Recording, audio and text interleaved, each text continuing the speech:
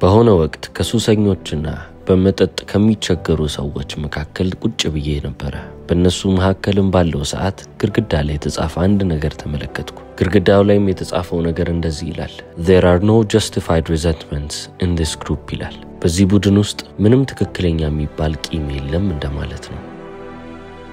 ታዲያ እኔ እነሱን መከርኳቸው። እናንተ መቼም ቢሆን ማንም ሰው ምንም አይነት ጥላቻ ወደ እናንተ ቢወረውር፣ ማንም ሰው እናንተ ላይ ቢበሳጭ፣ ማንም ሰው እናንተን በማይገባው መንገድ ቢበድላችሁ መቼም ቢሆን justified የሆነ resentment የለም። እዛ ሰው ላይ በትክክልም ቂም የመያዝ መብት አለኝ ብላችሁ ልታስቡ አትችሉም አልኳቸው። ይህንን ስል ሁሉንም ሰው እያመለከትኩ ነው። ምክንያቱም ቂም የሚባል ነገር በህይወታችሁ ውስጥ በእናንተም ውስጥ አያስፈልግም። አሁን ለምሳሌ ቂም የያዛችሁት ሰው ብር ከናንተ ተበድሮ ያልከፈላችሁ ሰው ይሆናል። እናንተንም ከልጅነት ጀምሮ ሲጨቁናችሁ ያሳደጋችሁ ሰው ሊሆን ይችላል።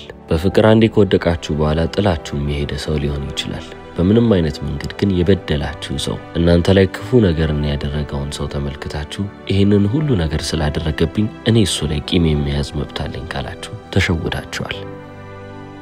ምክንያቱም እነዛ የያዛችኋቸው በውስጣችሁ ቁጭ ያረጋችኋቸው ቂሞች በውስጣችሁ የተቀመጡት ንዴቶች እንዳለ እናንተን ብቻ ነው የሚጎዷችሁ እንጂ ከናንተ ውጪ ማንም ሰው በዛ ንዴት በዛ ቂም አይጎዳም። ሁሌም ቢሆን የምናገረው ነገር ነው። ማንም ሰው እባብ ስለነደፈው አይሞትም። እባብ እናንተን ብትነድፋችሁ ምንም አትሆኑም። እናንተን የሚገላችሁ ነገር እሷ ስትነድፋችሁ ወደ ሰውነታችሁ ውስጥ የምታስገባው መርዝ ነው። መርዙ ነው እንጂ የሚገላችሁ የሷ መንደፍ አይደለም። ነገር ግን እቺ እባብ አንዴ ከነደፈቻችሁ ነደፈቻችሁ ነው። ወደ ኋላ መመለስና መለወጥ የምትችሉት ነገር የለም። በውስጧ ግን መርዝ ከሌላት ምንም አትሆኑም። መርዝ ካላት ግን ትሞታላችሁ። እናንተንም ለሞት የሚያበቃችሁ ነገር እሷ አንዴ ነድፋ ከሄደች በኋላ የሚገባው መርዝና በሲስተማችሁ ውስጥ በሰውነታችሁ ውስጥ በሚመላለሰው መርዝ ነው። ስለዚህ አሁን እኔም ለእናንተ የምነግራችሁ ነገር በጣም ቀላል ነው። ህይወታችሁን ቆም ብላችሁ ተመልከቱና ማን ላይ ነው ቂም ያስኩት? ማን ላይ ነው የተበሳጨሁት? ማንን ነው ማልወደው? እያንዳንዱን ይሄንን መልስ እንድታገኙ የሚያስፈልጋችሁን ነገር እንዳለ እያደረጋችሁ ራሳችሁን በትልቁ ልትፈትሹ ይገባል።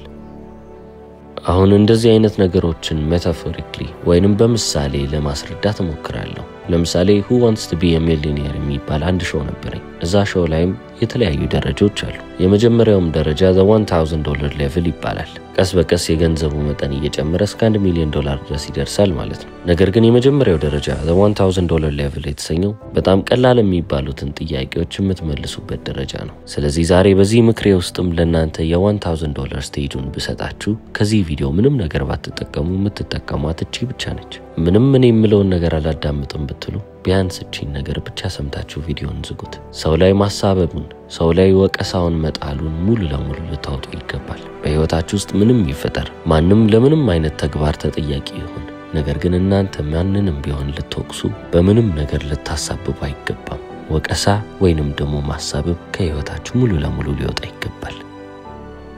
ይህ ማለት እናንተ ምንም ነገር ባታረጉም እንኳን እናንተ ለነዛ ነገሮች ኃላፊነት ልትወስዱ ይገባል ማለት ነው። ለምሳሌ እናንተ ዲዚዝ አለባችሁ ወይንም የማይድን የሆነ በሽታ ይዟችኋል። ፈልጋችሁ ያመጣችሁት ነገር አይደለም። ነገር ግን ማንንም መውቀስ ወይንም ማንንም ላይ ማሳበብ አትችሉ። በቤተሰብ ምክንያት ነው፣ በዘር የሚተላለፍ ነው፣ በእናንተ ምክንያት ነው። እንዲህ ብላችሁ ምንም ነገር ላይ ወይንም ማንንም ሰው ላይ ልታሳብቡ አይገባም። እናንተ ናችሁ የታመማችሁት። ሪስፖንሲብል መሆን ያለባችሁም እናንተ ራሳችሁ ናችሁ። ስለዚህ በሽታው እኔ ጋር ነው ያለው፣ ስለዚህ እኔ ነኝ ተጠያቂ ብላችሁ ራሳችሁን ኃላፊነት ላይ ልታስቀምጡ ይገባል። ትዳራችሁ አያርገውና ቢፈርስ ስለ ትዳራችሁ የሚጠየቀው የተፋታችሁት ሰው አይደለም፣ እናንተ ናችሁ። ሙሉ ለሙሉ ኃላፊነቱን እናንተ ትከሻ ላይ ታረጋላችሁ። ልጆቻችሁ ባይወዷችሁ፣ ከልጆቻችሁ ጋር ባትግባቡ ሙሉ ለሙሉ እናንተ ጥፋት ነው። እናንተ ተጠያቂ ናችሁ። በህይወታችሁ ፋይናንሻሊ ስትራግል እያረጋችሁ ከሆነ፣ ገንዘብ አጣችሁ እየተቸገራችሁ ከሆነ፣ ምናልባትም ገንዘባችሁን ተዘርፋችሁም ከሆነ ተጠያቂው እናንተ ብቻ ናችሁ እንጂ ያ ሌባም ወይንም ማንም አይነት ሰው ሊወቀስ አይገባም። አትወቅሱትም። ሁሌም ቢሆን ልታስታውሱና ለራሳችሁ ልትነግሩት የሚገባው ነገር እኔ አሁን እዚህ ያለሁት በህይወቴ በመረጥኳቸው ምክንያቶች ብቻ ነው። እነዛ ምርጫዎች ናቸው ወደዚህ ህይወት የመሩኝ ብላችሁ ለራሳችሁ ሁሌም ልታስታውሱት ይገባል። ማንም ለእናንተ ህይወት ተጠያቂ አይደለም። ስለዚህ የመጀመሪያው ደረጃ ምን ጊዜም ቢሆን ወቀሳን ወይንም ደግሞ ሰበብን ከራሳችሁ ህይወት ሙሉ ለሙሉ ማውጣት ነው። ኖ ጀስቲፋይድ ሪዘንትመንት ብዬ ማስተምረው ነገር በመጀመሪያ ደረጃ ልትረዱት የምትችሉት ሰበብንና ወቀሳን ስታውጡ ነው። ሁለተኛው ደረጃ $32,000 ሌቭል ይሰኛል። $32,000 ደረጃ ነው። እዚህ ደረጃ ላይ ከደረሳችሁ በጣም አሪፍ ገንዘብ ከማግኘትም በላይ የተሻለ የሚባል ህይወትን የምትፈጥሩበት ወይንም ለሀብት ራሳችሁ የምታዘጋጁበት ደረጃ ላይ ትሆናላችሁ። አሁን ታዲያ እዚህ ደረጃ ላይ ለመድረስ ብዙ ጥያቄዎችን መመለስ አለባችሁ። 5 ጥያቄዎችም አሉ። ለስፒሪቹዋል ሚሊዮነርነት ወይንም ደግሞ የሚሊዮነር ስታተስነት ለማግኘት የምርም ገንዘብ ለማግኘት ቢሆን እነዚህን 5 ጥያቄዎች መመለስ አለባችሁ። አሁን ግን እዚህ ጋር ገንዘቡን ያስቀመጥኩት መንፈሳዊ እድገትን እያመለከትኩ ነው። $1,000 አገኛችሁ ስል መንፈሳዊ ህይወታችሁ ጥሩ ነው እያልኩ ነው። $32,000 ለማግኘት ይሄን አድርጉ ስል ደግሞ የመንፈሳዊ ህይወታችሁን የበለጠ አሳድጉ ለማለት እየሞከርኩ ነው። ነገሩ ምሳሌያዊ ነው ብያለሁ። ታዋቂው ፓታንጀሊ ከተናገራቸውና ከጻፋቸው ነገር ውስጥ አንድ ያለው ነገር ሁሌም ቢሆን በአይምሮ ውስጥ አለ። አይምሮአችሁ ውስጥ ያሉትን መጥፎ ሐሳቦች ከማሰብ ዞር ብትሉ ወይንም ደግሞ ለሌሎች ክፉ ሐሳብን ከማሰብ ብትቆጠቡ እያንዳንዱ ህይወት ያለው ፍጥረት እንዳለ በእናንተ አካባቢ ሲሆን ሰላም ይሰማዋል። አሁን ይሄንን ወደ ብሌም ወይንም ሰውን ወደ መውቀስ እንውሰደው። በጣም ቀላል ነው አይደለ? ከዚህ በኋላ ማንም ሰው በህይወቴ ውስጥ ለሚፈጠረው ነገር አይወቀስም ብላችሁ የምታልፉት ነገር ነው። ምክንያቱም በህይወታችሁ ውስጥ ለተከሰተው ነገር ሌላን ሰው የምትወቅሱ ከሆነ ሌላ ሰው መጥቶ እስኪያስተካክለው ድረስ ምስቅልቅል ብላችሁ መቀመጣችሁ አይቀርም። ሌላ ሰው መጥቶም ደግሞ እንዲያስተካክለው ከጠበቅን ዘላለም መጠበቅ ይሻለናል። ስለዚህ ያንን ህይወት ስለማንፈልገው ቢያንስ ብሌምን አልፈልግም፣ ሰውን መውቀስ አንፈልግም ብለን እንርቃለን። ነገር ግን አሁን ኖ ጀስቲፋይድ ሪዘንትመንትስ የሚለውን ነገር በደንብ የተረዳ ሰው $32,000 ደረጃ ላይ ያለ ሰው በምንም አይነት ሁኔታ ውስጥ ምንም አይነት ጥላቻ ቢወረወርበት ፍቅርን የሚበትን ወይንም ፍቅርን የሚያከፋፍል ሰው ነው እንጂ ጥላቻን መልሶ የሚወረውር ሰው አይደለም። በህይወቴ ውስጥ ምንም አይነት ነገር ይፈጠር፣ ምንም አይነት ነገር ይምጣ፣ በአይምሮዬ ውስጥ ስለማንም ሰው ክፉ ነገርን አላስብም ብላችሁ ነው ለራሳችሁ ቃል የምትገቡት። ምንም ነገር ቢፈትነኝ፣ በምንም ነገር ብፈተን ከውስጤ እንዲወጣ የምፈልገው ነገር ካልወጣ በፍጹም ምንም ነገር አላስብም እስከ ማለት መድረስ አለባችሁ። ከውስጣችሁ መውጣት ያለበት ፍቅር ብቻ ነው። ፍቅርም ደግሞ ከፍ ያለ ኤነርጂ ነው። እዛ ኤነርጂ ደረጃ ላይ ከደረሳችሁ በኋላ ደግሞ ፓታንጀሊ ምን ብሏል? እያንዳንዱ ፍጥረት የሆነ ነገር፣ እያንዳንዱ የተፈጠረ ነገር እናንተ አካባቢ ሲሆን ሰላም ይሰማዋል ይላል። አሁን እኔ 6 ሴት ልጆችና 2 ወንድ ልጆች አሉኝ። አሁን ከነዚህ ውስጥ አንድ ትንሽዬዋ ልጅ አለች። እንደ እንስሳ የሚወድ ሰው እኔ በህይወቴ አጋጥሞኝ አያውቅም። በቃ ትወዳለች ነው የምላችሁ። ስለ እንስሶች ስታስብ ክፉ ነገርን አታስብም። ለመግደል ወይንም ደግሞ እነሱን ዞር ለማድረግ አታስብም። ከልቧ ነው የምትወዳቸው። ታዲያ እኔም ከልጄ ጋር ከሷ ጋር እየተራመድኩ እያለ ምናልባትም ወክ ልናረግ ስንወጣ ፓርክ ውስጥ ስንሄድ ወይንም ደግሞ ቁጭ ስንል ቢራቢሮዎች እኔ ላይ ከማረፍ ይልቅ ሌሎች ሰዎች ላይ ከማረፍ ይልቅ ከኛ ዞር ይሉና ሁሌም ቢሆን እሷ ላይ፣ እጇ ላይ፣ ፊቷ ላይ ወይንም ትከሻዋ ላይ ሲያርፉ እመለከታለሁ። ይሄንን የማየው 1 ወይንም 2 ጊዜ አይደለም። ሁሌ ከሷ ጋር ከወጣው የምመለከተው ነገር ይሄ ነው። እንስሳዎች በቃ ወደ እሷ ይመጣሉ። ፓታንጀሊም የተናገረው ነገር ይሄንን ነው። እያንዳንዱ አስፈሪ የምትሉትም ፍጥረት ወይንም አስፈሪ የማትሉትም ፍጥረት በእናንተ አካባቢ ሲሆን ፍርሃቱን እንዳለ ይተውና እናንተን ያምናችኋል። ምክንያቱም እናንተ ሁሌም ቢሆን ፍቅርን ብቻ ነው እየሰጣችሁ ያላችሁት። የዛኔም ደግሞ እነሱ ፍርሃታቸውን በእናንተ አካባቢ ሲሆኑ ይጥሉታል። There are no justified resentments ስላችሁ ልክ እንደዚህ ነው። በቃ ስፒሪቹዋል ሌቭላችሁ መንፈሳዊ ህይወታችሁን ከፍ እያደረጋችሁ መምጣት አለባችሁ። ውስጣችሁ በፍቅር ብቻ እስኪሞላ ድረስ። በየጊዜው ወደ ቤቴ የሚላክልኝ ደብዳቤ አለ። የተለያዩ ታሪኮችን ነው የሚነግሩኝ። ብቻ ደብዳቤ ወደ እኔ ቤት የሚልክ ሰው አይጠፋም። ታዲያ የሆነ ቀን አንድ ደብዳቤ ወደ ቤቴ መጣ። እስቲ ላንብበው ብዬ ከፈትኩት። ታሪኩን በጣም ስለወደድኩት አሁን ለእናንተ ላጋራችሁ ነው። ታሪኩን የቴዲ ታሪክ ብዬ ነግራቸዋለሁ። ከረጅም ዓመት በፊት አንድ ትምህርት ቤት ውስጥ የ5ኛ ክፍል ተማሪዎችን ለማስተማር አንድ አስተማሪ ትቀጠራለች። የአስተማሪዋ ስም ሚስስ ቶምፕሰን ይሰኛል። ለመጀመሪያ ቀን እነዚህን የ5ኛ ክፍል ተማሪዎች ለማግኘት ስትሄድም ሰላም ብላቸው አንድ ሁሌም አስተማሪ የሚናገረውን ውሸት ትናገራለች። ሁላችሁንም በእኩል ደረጃ ወዳቸዋለሁ አለች። ያም ደግሞ በፍጹም ሊሆን አይችልም። ምክንያቱም አስቸጋሪ ልጆች አሉ፣ ትምህርት የማይከታተሉ ልጆች አሉ፣ በአጠቃላይ አስተማሪንም ያስቸግሩ ይኖራሉ። ታዲያ አሁን እዛ ክፍል ውስጥ ጥጉን ይዞ ዝቅ ብሎ የሚቀመጥ አንድ ልጅ አለ። ቴዲ ይባላል። ቀና ማለት አይወድም። በቃ ልብሱም ዝርክርክ ያለ ነው። ማንም ከሱ ጋር አይጫወትም። ገላውንም አይታጠብም መሰለኝ። ገላውንም መታጠብ እንዳለበት ልብ ትላለች። ሁሉንም ነገር አስተዋለች። ታዲያ ፈተናዎችም ሲመጡ ወይንም ደግሞ የፈተናውንም ውጤት ስትመለከት ሁሌም ኤፍ እንዳገኘ ነው። የክፍሉ ዝቅተኛ ውጤት ከተባለ ቴዲ አንደኛው ሰው ነው። ታዲያ ይህችም አስተማሪ ግራ ይገባታል። ቴዲ ምን ሆኖ ነው ትላለች።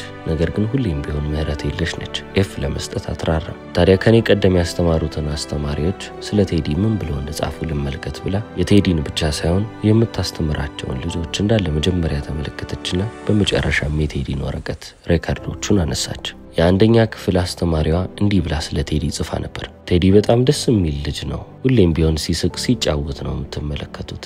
ስራውንም ደግሞ በጊዜ ይጨርሳል። ክፍል ውስጥም በጣም የሚከታተል ልጅ ነው ብላ ጽፋለች። የሁለተኛ ክፍል አስተማሪውም ስለ ቴዲ እንዲህ ብላ ጽፋለች። በክፍል ውስጥ በጣም የሚወደድ ልጅ ነው። ሁሌም ቢሆን ይጫወታል። ነገር ግን የእናቱ መታመም ያሳሰበው ይመስላል አለች። የሶስተኛ ክፍል አስተማሪውም ስለ ቴዲ እንዲህ ብሎ ይጽፋል። የእናቱ ሞት በጣም በህይወቱ ትልቅ የሚባል ለውጥ አምጥቶበታል። እንደ ድሮ ሳቂታ አይደለም። መጫወትም አይፈልግም። አባቱም በህይወቱ ውስጥ አይደለም። እቤት ውስጥ ያለው ነገር የማይስተካከል ከሆነ የቴዲ ህይወት የሚያሳዝን ይሆናል አለ። የአራተኛ ክፍል አስተማሪዋም ስለ ቴዲ የጻፈችው ነገር ይሄ ነበር። ቴዲ ሙሉ ለሙሉ ስለ ትምህርት ማሰብ አቁሟል። እንደ ድሮ ልጅ አይደለም። በቃ አሁን ሁሉንም ነገር ትቶ እርግፍ አድርጎ ክፍል ውስጥ ለመተኛት ጀምሯል አለች። አምስተኛ ክፍል ስታስተምሩ የነበረችው አስተማሪ ሚስስ ቶምሰንስ በመደነቅና በመገረም ይሄንን ታሪክ ስታነብ ስለሱ የተጻፈውን ነገር ስትመለከት አዘነች። ሁሌም ቢሆን ክሪስማስ ላይ ተማሪዎች ለአስተማሪያቸው ስጦታን ይዘው ይመጣሉ። ሌሎች ተማሪዎች በጣም የሚያማምር ስጦታ በሚያምር ስጦታ መጠቅለያ እየጠቀለሉ ለሷ ይሰጧት ነበር። በዛኑ ቀን ቴዲ ግን ብዙም ደስ በማይል ካርቶን ውስጥ ትንሽዬ ዕቃ ይዞላት መጣ። ልታልቅ የደረሰች አንድ ሽቶና ትንሽዬ ብራስሌት ይዞላት መጣ። ከብራስሌቷ ላይም የወላለቀ ነገር ይኖራል። ታዲያ አሁን ሚስስ ቶምሰንስ በሁሉም ሰው ፊት የሁሉንም ስጦታ መክፈት ነበረባትና የሁሉንም ከከፈተች በኋላ መጨረሻ የቴዲን ከፈተችው። ተማሪዎች እንዳለ መሳቅ ጀመሩ። ምክንያቱም ገና ስትመለከቱት ስጦታ እንኳን አይመስልም። ነገር ግን አስተማሪዋ ልጆቹ እንደሳቁበት ሲገባት ብራስሌቱን እጇ ላይ አረገች። ሽቶውንም ሸሚዟ ላይ ነፋችና እንዴት ደስ ይላል፣ እንዴት ደስ የሚል ስጦታ ነው ብላ በተማሪዎቹ ፊት ቴዲን ታመሰግነዋለች። ታዲያ ክፍለ ጊዜው ከተጠናቀቀ በኋላ ቴዲ እሷ ጋር ይመጣና ሚስስ ቶምሰንስ ዛሬ ልክ እንደ እናቴ ትሸቻለሽ አላት። ቴዲ ማመስግኗት ከሄደ በኋላ ሚስስ ቶምሰንስ እዛው ክፍል ውስጥ ሆና በእንባ ታለቅሳለች። ምክንያቱም የተናገረው ነገር ያመጣላትም ስጦታ እናቱን የሚያስታውስበት ነገር ነው። ከዚህ በኋላ ለቴዲ ያላት አመለካከት ሙሉ ለሙሉ ተቀይሯል ማለት ይቻላል። ምን አይነት ህይወት እንዳሳለፈ ታውቃለች። በዛኔው ሰዓት በዛኔው ቀን ስራዬን ሙሉ ለሙሉ አቁሜያለሁ ብላ ለትምህርት ቤቱ መልቀቂያ ታስገባለች። ምክንያቱም ማስተማር የምትፈልገው ልጆችን እንጂ ልጆች የሚማሩትን ሰብጀክቶች ልክ እንደ ማትስ ልክ እንደ ሳይንስ የሆኑትን ነገሮች ሳይሆን ራሳቸው ልጆችን ነው ማስተማር እንፈልገዋለች። ትምህርት ቤቱን ፈቀደላት። እንደዛ ከሆነ ስራሽን አትለቂም፣ በዛ ፋንታ ሌላ አስተማሪ ይቀጠራል። ነገር ግን አንቺ ልጆቹን ማስተማር ቀጥ ያሏት። ከልጆችም ሁሉ ፎከስ ያደረገችው ያተኮረችው ቴዲ ላይ ነበረ። በህይወቱ ቴዲ ምን አይነት የተሻለ ልጅ መሆን እንደሚችል እያስተማረችው ሄደች። አምስተኛ ክፍል በሚጠናቀቅበትም ሰዓት ላይ ቴዲ በጣም ሰቃይ የሚባል ተማሪ ሆኖ ትምህርትን ወዶ ልክ እንደ ልጅ ህይወትን መኖር ጀመረ። ታዲያ አምስተኛ ክፍል ከጨረሱ በኋላ ሚስስ ቶምሰንስ እነ ቴዲን ማስተማር አቁማለች። ነገር ግን ከአንድ ዓመት በኋላ ቴዲ አሁንም ደብዳቤ ጽፎ ይሰጣታል። እስከዛሬ ካስተማሩኝ አስተማሪዎች አንቺ ነሽ ምርጡ፣ እንዳንቺ አይነት የለም ማለት። አመታቶች አለፉ። ቴዲ ከሃይ ስኩል ተመረቀ። አሁንም ቴዲ ለሚስስ ቶምሰንስ አንድ ደብዳቤ ይልካል። እስካሁን ካስተማሩኝ አስተማሪዎች ውስጥ አሁንም አንቺ ብቻ ነሽ ምርጡ አለ። ሃይ ስኩል ተምሮ ከጨረሰ በኋላ የመጀመሪያ ዲግሪውንም ተማረ። ተምሮም ከጨረሰ በኋላ አሁንም ለሚስስ ቶምሰንስ ደብዳቤ ላከ። ሚስስ ቶምሰንስ እንዳንቺ አይነት አስተማሪ እስከዛሬ በህይወት ያላገኘው ይሄው ተመረቀያለሁ አለ። ከተመረቀም በኋላ 4 አመታቶችን አሁንም በትምህርት ላይ ያሳለፈ። እየሰራ እየተማረ ነገሮችን ህይወትንም መመልከት ጀመረ። እነዛንም ነገሮች ካደረገ በኋላ ለሚስስ ቶምሰንስ ደብዳቤ ይጽፋል። አሁንም በህይወቴ ከተመለከትኳቸው አስተማሪዎች አንቺ ነሽ አንደኛው አለ። በዛው አመት ላይ አሁንም አንድ ደብዳቤ መልሶ ለሚስስ ቶምሰንስ ይልካል። በዛ ደብዳቤ ላይም አንድ የተዋወቅኳት ልጅ አለች። እቺ ልጅ ወድጃታለሁ። ከዚህች ልጅ ጋርም ህይወቴን ለመመስረት አስቤያለሁ። አባቴም ባለፈው አመት ነው የሞተው። እናቴን ደግሞ እንደምታውቂው ገና ልጅ እያለሁ ነው የሞተችው። ስለዚህ ቤተሰቦች የሚቀመጡበት ቦታ ባዶ ነው። ሚስስ ቶምሰንስ ለሰርጌ መተሽ እናትና አባቴ የሚቀመጡበት ቦታ ጋር ትቀመጫለሽ ወይ ብሎ ይጠይቃታል። ሚስስ ቶምሰንስም ምንም ሳታንገራግር ለሰርጉ ትሄዳለች። ለሰርጉ ስትሄድም ደግሞ ያንን ብራስሌትና ከእናቱ የተረፈውን ሽቶ ተቀብታን ሄደችው። እናትና አባቱ የሚቀመጡበት ቦታ ጋር ለሰርጉ ቁጭ ብላ እንደ ወላጅ ሆና ቴዲ እንዳረችው። ሰርጉም ተጠናቀቀ። በሚጠናቀቅበትም ሰዓት ቴዲ ሄዶ ሚስስ ቶምሰንስን አቅፎ እንደዚህ ይላታል፣ አመሰግናለሁ እዚህ ዓለም ላይ እኔ ጠቃሚ እንደሆንኩና እንደማስፈልግ ስላስታወስሽኝ ለውጥንም እንድፈጥር ስላደረግሽኝ እጅግ አመሰግናለሁ ብሎ አቀፋት። እሷም ቴዲ ተሳስተሃል፣ እኔ ሳልሆን አንተ ነህ እንዴት አይነት ሰው መሆን እንዳለብኝና ምን አይነት ዲፈረንስ ምን አይነት ለውጥ መፍጠር እንደምችል ያስተማርከኝ አለችው። በመጨረሻም ከመለያየታቸው በፊት አንተን እስከማገኝበት ደቂቃ ድረስ እኔ ማስተማርን አላውቅም ነበር፣ ማስተማርን ያወቅኩት አንተን ካገኘው በኋላ ነው አለችው። የተላከልኝ ታሪክ በጣም የሚገርም ታሪክ ነው አይደል? there are no justified resentment ማለት ይሄ ነው። ትክክለኛ የሚባል ቂም የለም። ሁሉም ቂም መጥፎ ቂም ነው፣ እናንተን ነው የሚጎዳችሁ። ስለዚህ ወደዛች ወደ $32,000 ለመጠጋት ሞክሩ። በዛ ቦታ ላይ ስትሆኑ ከናንተ ሊወጣ የሚችለው ብቸኛው ነገር ፍቅር ብቻ ይሆናል።